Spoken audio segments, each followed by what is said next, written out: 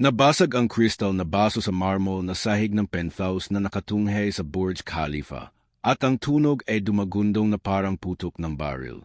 Si M.R. Sterling, isang bilyonaryong British na hari ng real estate, ay hindi man lang tumingin sa kalat. Ang kanyang malamig na asul na mga mata ay nakatuon lamang kay Matteo. Huwag kang magpanggap na kabilang ka sa amin. Ang mapang-uyam na sabi ni Sterling, ang kanyang boses ay tumutulo sa kayabangang pumuno sa buong kwarto. Sinwerte ka lang, Matteo, pero naubos ang swerte. Sa huli, kayong mga tao, kayong mga Pilipino, ay ginawa para magsilbi, hindi para magpatakbo ng mga imperyo. Nasa dugo niyo na ang maglinis ng kalat ko, hindi ang umupo sa lemesa ko. Ang tawanan mula sa ibang dayuhang investor sa silid ay hindi malakas. Ngunit ito ay tumatagos. Ito ang tunog ng lubos at mapanghamak na superioridad.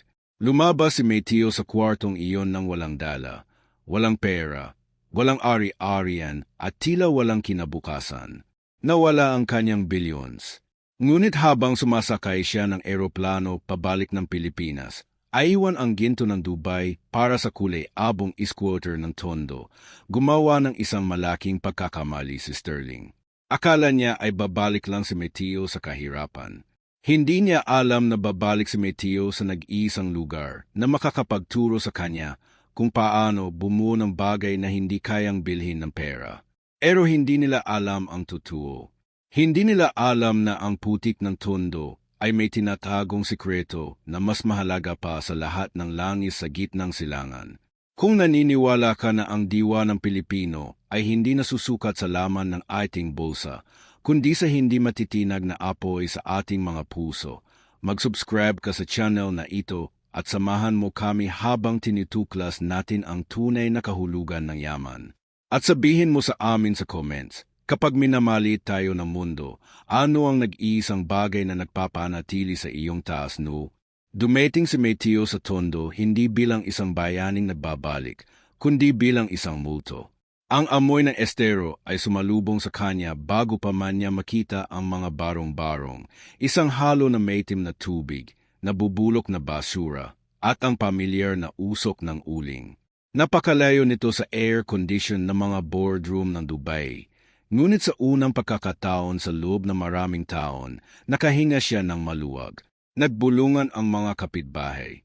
Nakita nila ang kanyang luma at gasgas na sapatos at ang kanyang mga walang laman na kamay, at inisip nila ang pinakamasaklap, na ang promdi na lumipad ng masyadong malapit sa araw ay bumagsak na pabalik sa lupa. Ngunit hindi tinitingnan ni Matteo ang basurang lumulutang sa ilog ng may kawalan ng pag-asa. Tinitingnan niya ito gamit ang isang bisyon na malapit nang magpaluhod sa mga taong humamak sa kanya. Ang init sa Tondo ay tila mabigat na pasanin, dumadagan sa mga kalawanging yero hanggang sa ang hangin ay maging maalinsangan at puno ng desperasyon. Para kay Matteo, na gumugol ng huling dekada sa malamig at marmol na mga gusali ng Middle East, ang pawis na tumatagaktak sa kanyang damit ay tila isang binyag ng apoy.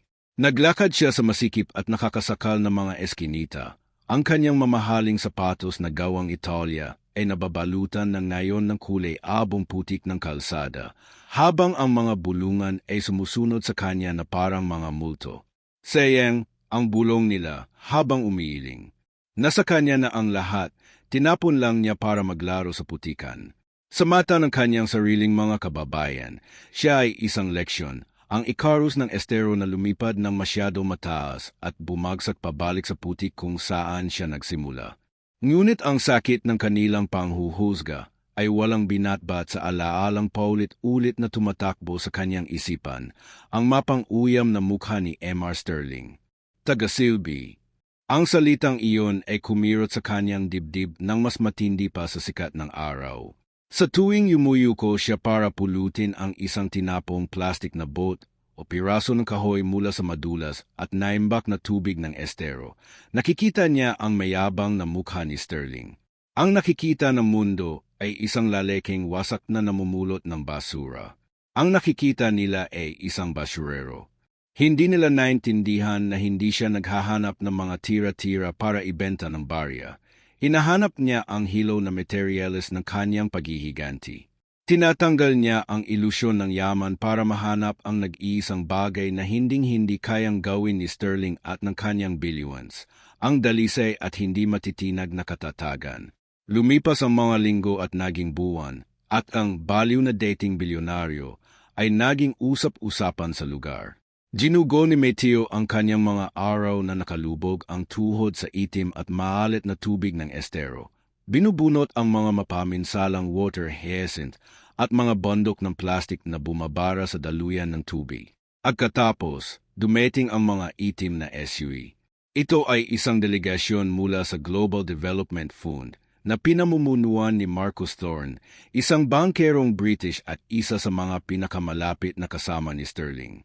Naroon sila para libutin ang kahirapan ng Maynila, para kumuha ng mga high-resolution na litreto ng pagdurusa na ilalagay sa kanilang taunang charity brochures. Nang makita ni Thorne si Mateo, nabalot ng putik hanggang baywang at may hawak na kumpol ng mga tuyong tangkay, hindi lang siya tumawa. Tumingin siya ng may matinding pandidiri. Bumaba si Thorne sa air-conditioned na sasakyan. Tinatakpan ang ilong gamit ang isang sedang panyo para harangin ang amoy ng squirter. Mateo, ang tawag niya, ang boses ay matalim sa gulat at tuwa. Sinabi sa amin ni Sterling na bumalik ka sa iyong pinagmulan, pero hindi ko akalain na literal pala talaga. Tingnan mo ang sarili mo. Bumalik ka kung saan ka nababagay. Nililinis ang aming mga kalat. Naghadikikan ang delegasyon habang sunod-sunod ang pitik ng mga kamera para makunan ang bumagsak na bilyonaryo sa kanyang natural na tirahan. Naghagi si Thorne ng isang pilak na barya sa putikan malapit sa paanan ni Mateo. Para sa ating pinagsamahan, ang ngisi niya. Hindi tinignan ni Mateo ang barya. Tinitigan niya ang kumpol ng tuyong water hyacinth sa kanyang kamay at sa unang pagkakataon sa loob ng ilang buwan, ngumiti siya. Ang nakita ni Thorne ay putik at basura. Ang nakita ni Mateo ay isang hibla na mas matibay pa sa anit at mas maraming gamit kaysa sa seda. Akala nila ay nakatingin sila sa isang taong nasa ilalim na ng lupa. Wala silang kaalam-alam na nakatayo sila sa ibabaw ng isang minahan ng ginto na tanging Pilipino lang ang nakakakita. Tumahimik ang buong estero, ngunit ito ay katahimikan na matinding pokus, hindi ng pagkatalo. Hindi nagtayo ng pabrika si Mateo. Bumuo siya ng isang pamilya. Tinipon niya ang mga mangangalakal, ang mga lolang naghahabi ng basahan, at ang mga tambay sa kanto, at ipinakita niya sa kanila ang katotohanang nakatago sa loob ng mga tangkay ng water hyacinth. Ito ay isang sikretong proseso, isang pagsasanib na sinaunang paraan ng paghahabi ng mga Pilipino at modernong inhenyerya na nagpabago sa mapaminsalang damo upang maging green steel, isang materials na mas magaan sa carbon fiber at mas matibay pa sa kahoy. Ang squirter ng Tondo ay naging sentro ng isang lihim na industriya. Habang natutulog ang mundo, ang mga taong tinawag ni M.R. Sterling na mga taga-silbi ay pinaguhusayan ang isang teknolohiya na ginastusan ng bilyon-bilyon ng mga siyentipiko sa kanluran para lang gayahin. Hindi na lang sila naglilinis ng ilog ngayon. Minimina na nila ito. Ang ironya ay sapat na para makasugat. Ang basurang tinapon ng mayayamang bansa ay muling ipinapanganak sa mga kamay na mahihirap. Isang sample ang ipinadala sa isang global architectural summit sa Singapore nang walang return address, tanging ang label na Project Tondo. Ang resulta ay gumimbal sa industriya. Ang mga inhinyero sa Germany at mga arkitekto sa New York ay naguluhan. Imposible ang tibay na ito. Ang sabi sa isang ulat, himihinga ito tulad ng bulak pero tumatagal tulad ng semento. Sino ang gumawa nito? Ang demand ay biglang lumobo sa magdamag. Gusto nila ang materials para sa mga luxury yachts, para sa mga eco-skyscraper, para sa loob ng mga mamahaling sasakyan. Hindi nila alam na ang binibili nila ay ang pawis at diwa ng mismong mga taong hindi nila pinapansin. Ang revelasyon ay naganap sa Global Innovation Summit sa London, sa isang bulwagang puno ng mismong mga bilyonaryong tumawa at nagpaalis kay Mateo sa Dubai. Naroon si M.R. Sterling, sabik na magbid sa misteryosong himalang hibla na ito na bumabago sa industriya ng construction. Tumayo siya sa podium Ang boses ay dumadagundong sa pagmamataas. Nag-aalok ng nakakahilong $100 milyong para sa eksklusibong karapatan sa patent. Ang inventor ay tiyak na isang henyo. Ang deklarasyon ni Sterling sa kwarto habang iniikot ang kanyang brandy. Gawang aleman siguro. O baka naman katumpakan ng mga Hapon. Dumilim ang mga ilaw at ang mabibigat na kortinang pelos ay humawi upang ipakita ang nagtatag ng kumpanya. Hindi ito isang German scientist na naka-lab coat. Ito ay si Mateo. Nakatayo ng tuwid, suot ang isang barong Tagalog na hinabi mula sa mismong mga hibla na desperadong gustong bilhin ni Sterling. Ang katahimikan sa silid ay ganap, tila hinigop ang lahat ng hangin. Naniga si M.R. Sterling, ang kanyang baso ay nakahinto sa air. Hindi lang siya mukhang nagulat, mukha siyang masusuka. Ang kanyang mga mata ay nagpalipat-lipat mula kay Mateo patungo sa screen sa likuran niya na nagpapakita ng loob ng paggawaan. Hindi isang malinis na laboratorio, kundi ang buhay at menggay ng mga kalsada ng Tondo.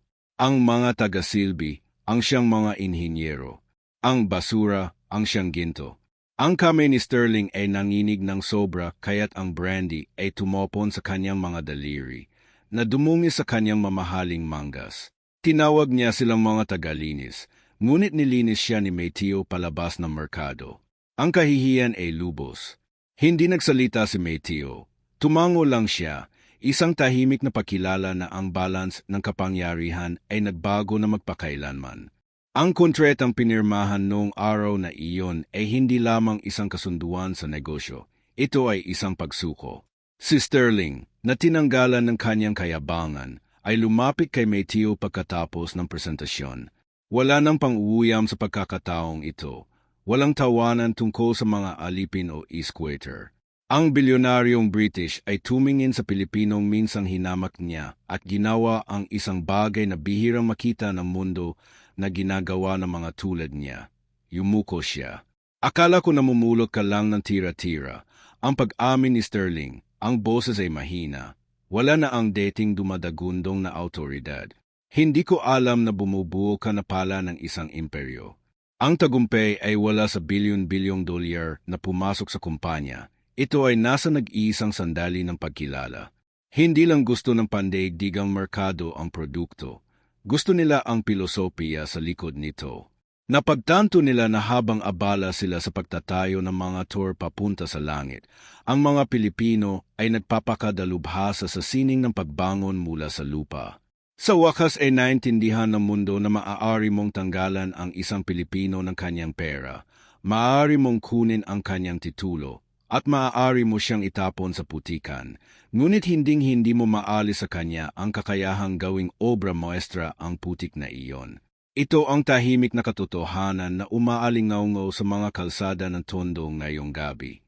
Ang yaman ng bansang ito ay hindi matatagpuan sa mga kaha ng dayuhang bangko o sa pagsang-ayon ng mga kritiko sa kanluran.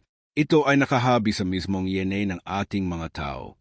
Ito ay nasa diskarte na ginagawang oportunidad ang problema kapag sumuko na ang iba.